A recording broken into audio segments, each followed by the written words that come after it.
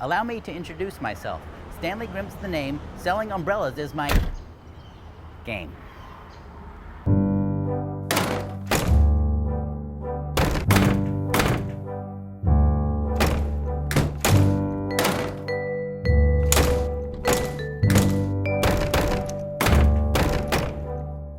What is your process as a writer? Well, usually, I learned this in film school from a screenwriting teacher, and I've used this ever since. Is what I generally do, even with short films. This, I learned this writing features, but I apply it to short films as well. The first thing I do is I work on you obviously think of ideas and come up with scene ideas and stuff, but what I generally do before I start writing the script is I write a scene outline, scene by scene. Scene 1, this happens. Scene 2, this happens, and I work on that, and I rewrite that outline until it's ready. And then when it's ready and the story is kind of laid out, it's similar. I guess some people write treatments and stuff. I've always just done this scene outline where it's like scene 1, this, scene 2, this, scene 3, this. So then once that's solid, then I start writing the script. But I almost never write by myself. I like collaboration, especially because a lot of the stuff I've written is comedy. And the process usually, what I would do, especially with features, is that whoever I'm writing with, I just like to be able to just bounce ideas back and forth. We know what the scene's about. This is what's got to happen in the scene. So we basically just talk it out and talk through it, come up with jokes, and what have you. And then once we're like, that's it, that works. What we used to do is we would have like a mini tape recorder, and we'd be like, that's it, let's record it. And we record it, then stop the recorder, and all right, next scene, what happens? And we just bounce ideas back and forth, and then that's it, start recording again, and then go and transcribe the tape on But that's my process. Is just I've always preferred to write with someone else, just to be able to kind of bounce ideas back, because it just makes the process more fun, because you're just kind of talking things out, and somebody else's idea might kind of I might have some part of an idea, and then their idea might spark something else, and it's like, oh, what if this happens? And I just find that way of working better. I don't like just sitting in a room by myself with a pen or whatever, or a typewriter or at a computer and just typing by myself, and I just don't find that process very satisfying, So it seems that you prefer comedy, writing comedy. You prefer, but even written both. Regardless, if I was writing a drama, that's how I'd write it. I'd write it with someone else and just bounce ideas back and forth and kind of talk the scene through. And you prefer, and then work that way. Always prefer collaboration. Yeah. So, I've written maybe a few things by myself, but I never found that process satisfying or enjoyable at all. So how when you're with the partner, what are some tips you have for someone that's say collaboratively writing a screenplay or a novel or a book? Well, what are your tips for how to make that relationship work? Yeah. Well, the hardest part about collaboration is finding someone else who sort of has a similar kind of vision. Or in comedy case, sort of same sense of humor. It doesn't have to be exactly the same, because somebody might be better at punchlines. Yeah, somebody might be better at a setup for jokes, and somebody else might be better, or it might go back and forth. It's not like we have to find everything the same that's funny or whatever. Sure. But I think it's tough. I've worked with a few different people, and it's tough, kind of finding someone that you mesh with that you're on sort of the same page. So so that if I'm this happens, they're not like, what are you talking about? That makes no sense or whatever. Well, they say it that helps. Writing partnerships are a lot like a marriage. Right? Yeah, I guess. I don't know. Do you find that to be true? I don't know if I find writing partnerships the same as a marriage so much. I mean, it's a writing partnership, so it's a partnership. It's just, you know, like, I mean, I've never written with someone where it's like we get into arguments and it's like, no, you know, like, you know, like something like that. I mean, it's just usually, like, for me, it's just more of like the fun, the atmosphere. It's just fun to just sit. I mean, because with me, when I'm collaborating with somebody, it almost just feels like we're bullshit. We're sitting on a couch somewhere, we're just bullshitting, trying to make each other laugh or throwing things up. But what we're talking about is a scene, you know, and that feeds into the next scene or whatever. So for me, it's almost like you're just hanging out with a friend and we're just telling stories or whatever, you know. So I don't know if I've ever really thought. I've heard the marriage thing before, but I don't know that I've ever thought that, you know, in any of my experiences, you know. And we can hear in the background people screaming because they're spotting you right now. They're screaming because they're in a marriage. Hi, Nina. Where I know the is check the is money? Give me the I'll have money. it for you. Where's the money? I'll have it for you. I'm I'll have it for you. calling I'll have it for you. I'm calling my lawyer. No, don't call your lawyer. Don't call your lawyer. Don't call your lawyer. Nina.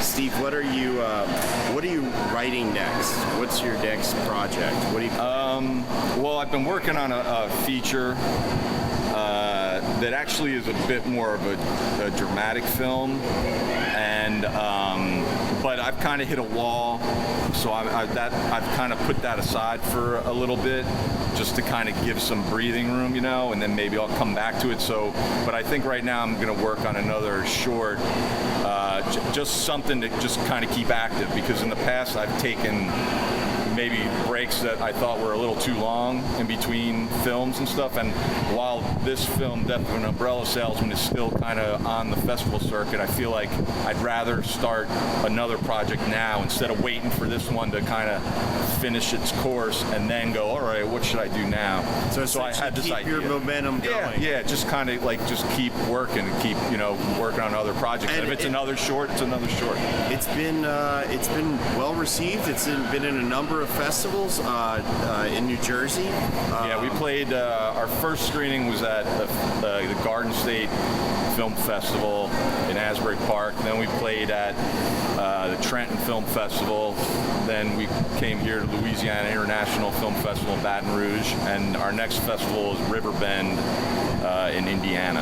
And you've got more in the pipeline. Yeah, and there's more I'm waiting to hear from. Yeah, worldwide. I mean, I've submitted to stuff in overseas and what have you. So. And so far, audience reactions have been phenomenal. Yeah, I mean, it's like the very first screening.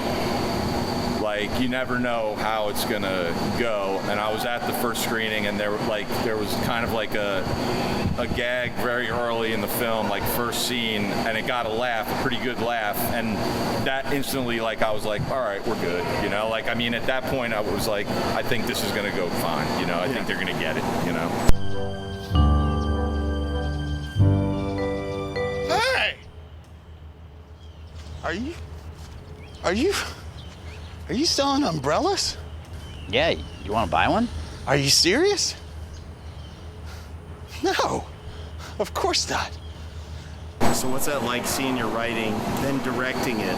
That's a lot further, and then seeing the audience reactions, because this is a film, this isn't a novel. Right. What's that like, seeing that? Well, I mean, especially with comedy, it's like on this level, when you're working at a bigger level, they have test screenings. So you go in there and you can see like what jokes are working, what jokes aren't.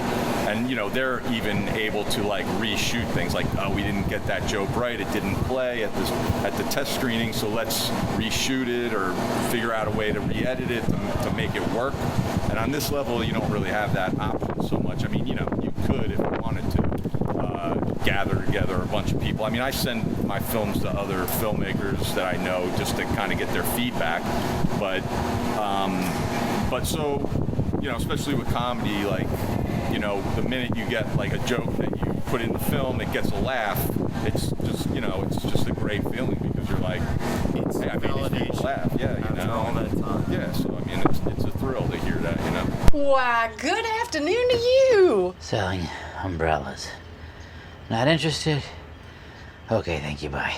You know, I could use an umbrella.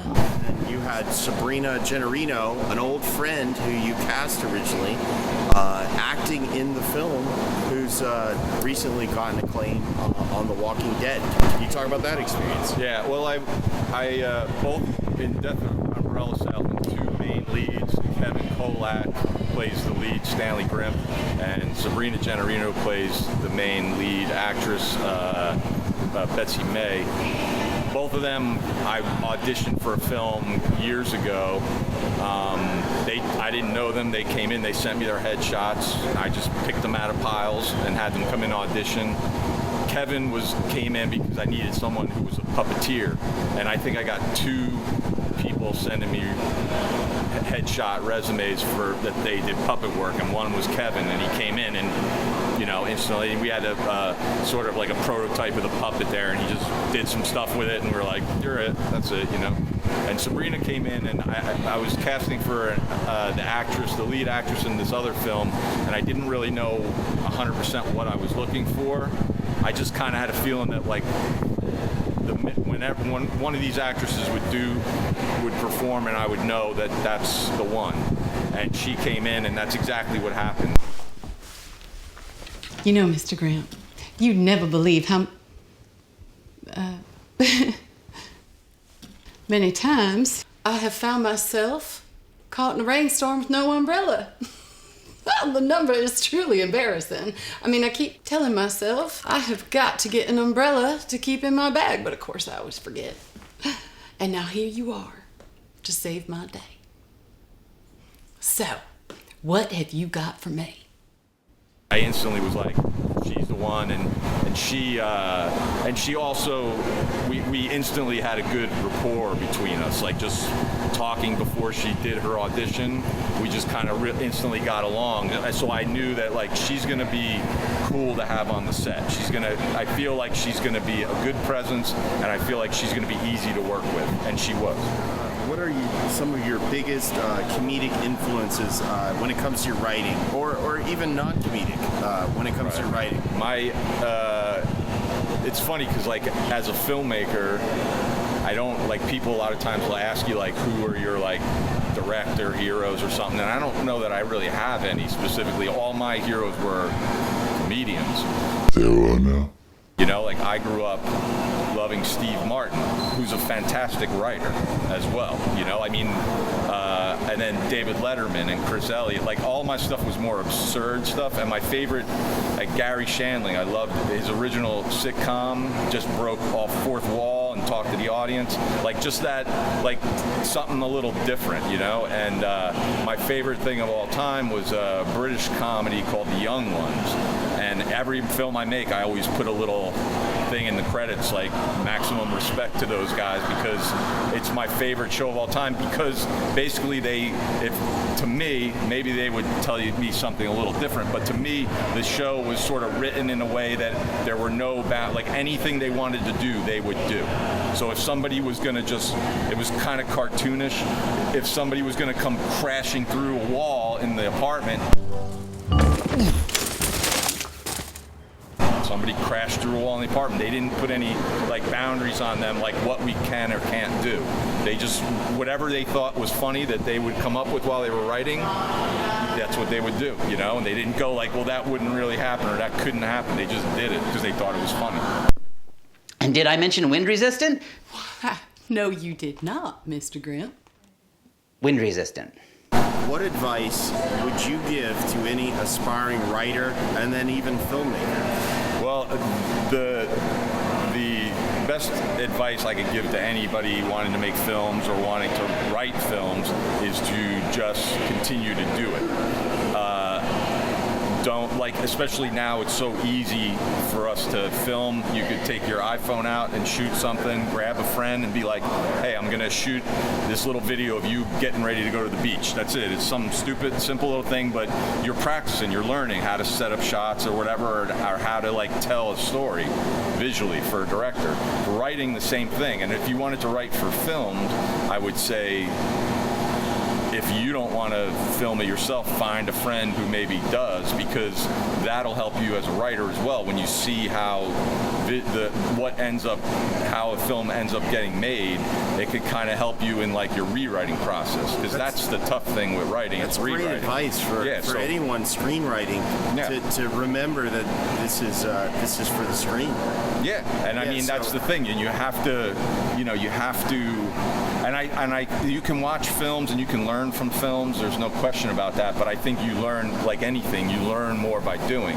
So if you don't want to be a director, but you want to be a writer, you want to write films, find someone who is a director who wants to be a director and collaborate and let them film I'll write the script and let them film it, and then you start kind of like seeing how things are done, and then when you go to write the next thing, you've kind of like, you're taking something from that process and you're going like, oh, like what I'm writing here, like that's not really the way, that doesn't make any sense, or whatever it is. But I think with both of them, it's just, you just got to keep doing it and getting better and better. You can't like write one script and be like, perfect, that's done, I know what I'm doing. You just always constantly are going to learn, Thanks so much, Steve Herold, writer and also director of short comedy film Death of an Umbrella Salesman. Congratulations on all your success. Thank you. And thank you. Hi! Meet Stanley Grimm. I sell umbrellas. Gross! He's having a bad day The finest umbrella money can buy. Yeah? and a worse life. Where is my money? If anyone could use a break, I could use an umbrella. it's Stanley Grimm. What year do you think this is, anyway? Here's hoping it's not too late. I ate breath mints for lunch. No, you did not, Mr. Grimm. I could have been touring the world. All right, what'd you think? Was that fun? You got some stuff in there. You sounded like you knew what you were talking about. A little bit. I read Tanner's book on filmmaking by Tanner Short.